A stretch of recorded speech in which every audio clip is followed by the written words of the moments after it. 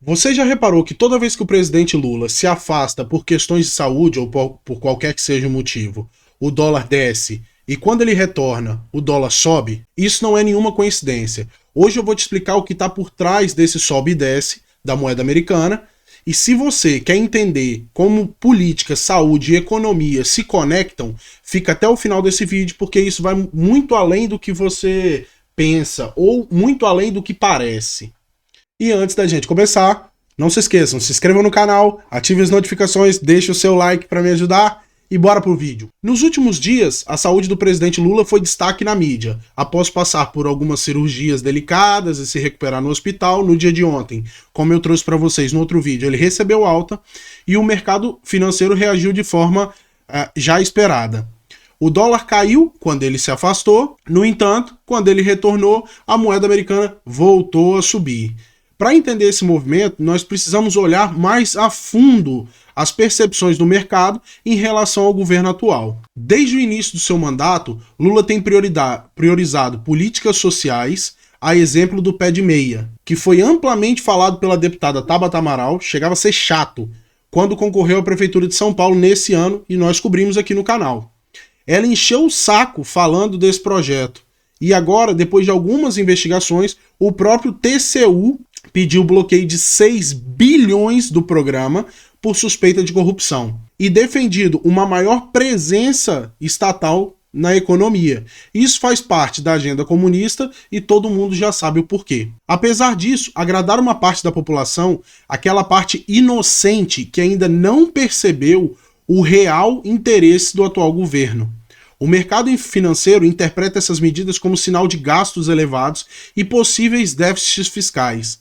Essa percepção gera incertezas, afastando os investidores e, consequentemente, pressionando o dólar para cima. É normal. Temos que levar em conta que o mercado financeiro é altamente sensível a sinais de estabilidade e previsibilidade. Quando Lula está afastado, investidores especulam sobre possíveis mudanças e melhoras na condução das políticas econômicas, especialmente relacionadas ao equilíbrio fiscal e à atuação do Banco Central. Esses rumores podem gerar uma sensação de pausa em decisões arriscadas e a gastança desenfreada do atual governo, levando o dólar a cair.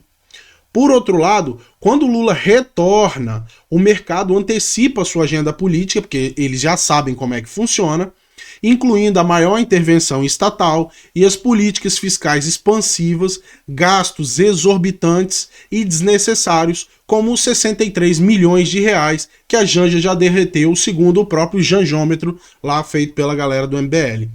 Isso vai ganhar força novamente. Isso só faz o dólar subir, decolar. Isso pode elevar a percepção de risco, pressionando o dólar cada vez mais para cima. Em resumo, o sobe e desce reflete incerteza sobre o futuro da economia, sobre a liderança do atual governo, e a certeza de que ele fará mais cagadas e ainda mais gastos desnecessários, com uma máquina pública extremamente inchada. Já passamos de 39 ministérios. Vamos lá. Outro ponto crucial é a política cambial do Brasil. Desde 2023, o Banco Central tem reduzido suas intervenções no câmbio, o que torna o real mais suscetível às oscilações do dólar. Aliado a isso, o cenário global de juros altos nos Estados Unidos estimula a fuga de capitais do Brasil para o mercado americano. Isso é normal, elevando ainda mais o dólar. Porque quanto mais capital é retirado do Brasil e investido nos Estados Unidos, mais o dólar valoriza.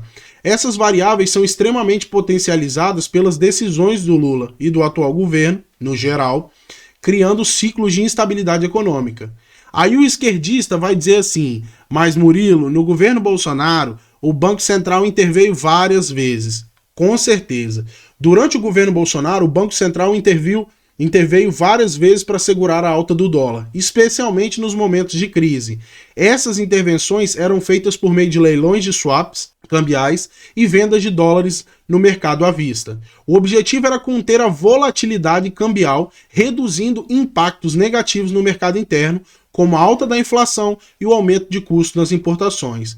E para você que não sabe, a gente vai simplificar. Imagina que o dólar está subindo muito rápido. E o Banco Central quer evitar que isso continue, porque pode causar o aumento nos preços pode e vai causar um aumento nos preços de produtos que compramos do exterior, como gasolinas, eletrônicos, e oscilar o preço do trigo e tudo mais, aquele trigo.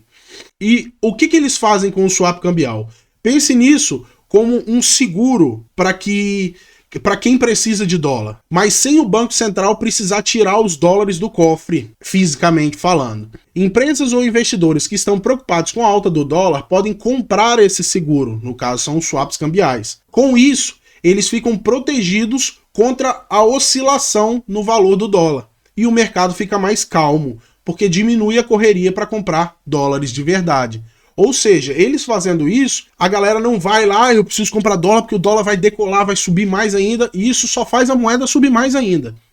Resultado, o dólar para de subir tão rápido ou estabiliza, dependendo do tamanho da transação que o Banco Central fizer, ajudando a economia e os preços que você paga no dia a dia não decolarem. É uma forma de o Banco Central acertar as contas sem gastar as reservas de dólar físico do país. Agora, por que isso no governo Bolsonaro? Por que o Banco Central fez isso no governo Bolsonaro e não faz isso agora? Simplesmente porque durante o governo Bolsonaro, as oscilações do dólar não eram porque a equipe política do governo estava fazendo cagada ou gastando sem parar, e sim porque o mundo estava enfrentando uma crise sanitária. Ou seja, o Banco Central poderia agir agora, mas não vai, devido à sua independência, né? Porque ele não vai derreter as reservas internacionais de dólar brasileiras, né? As reservas brasileiras de dólar, ou de moeda internacional no geral, como você quiser chamar, para tentar segurar as cagadas que o atual governo está fazendo.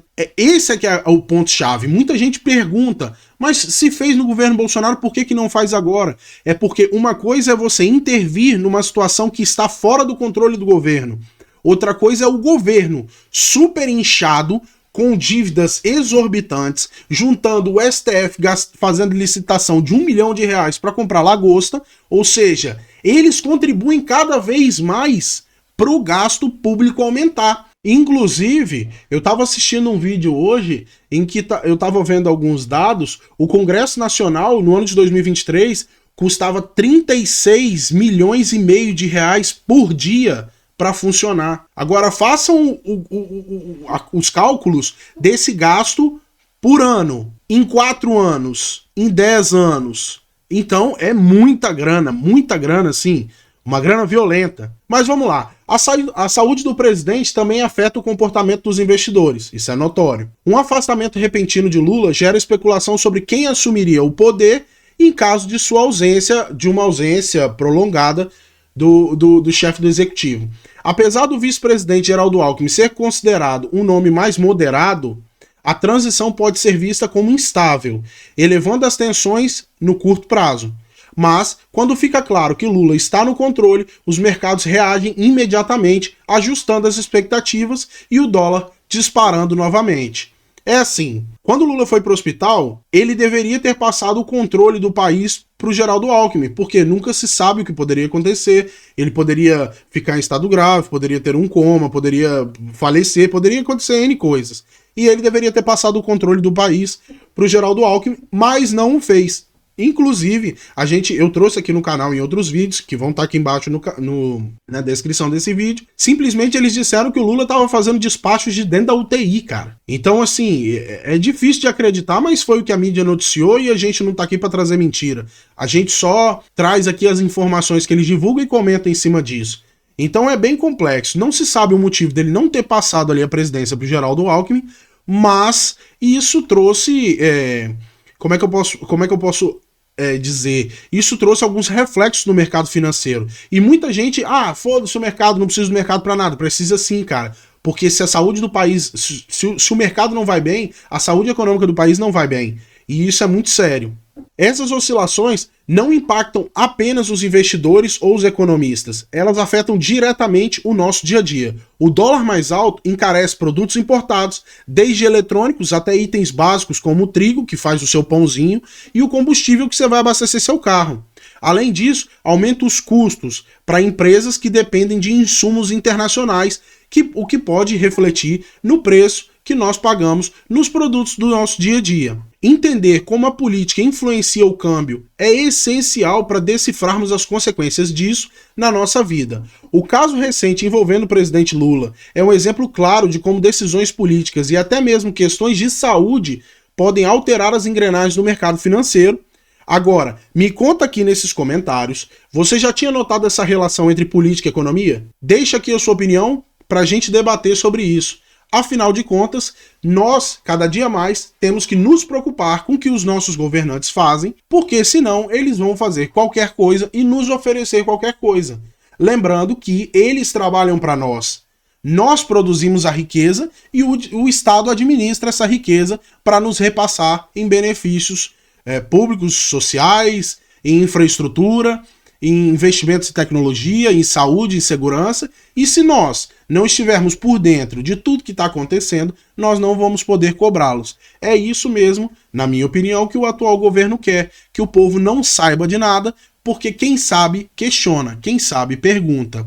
Um grande abraço, até o próximo vídeo, fiquem com Deus e tchau!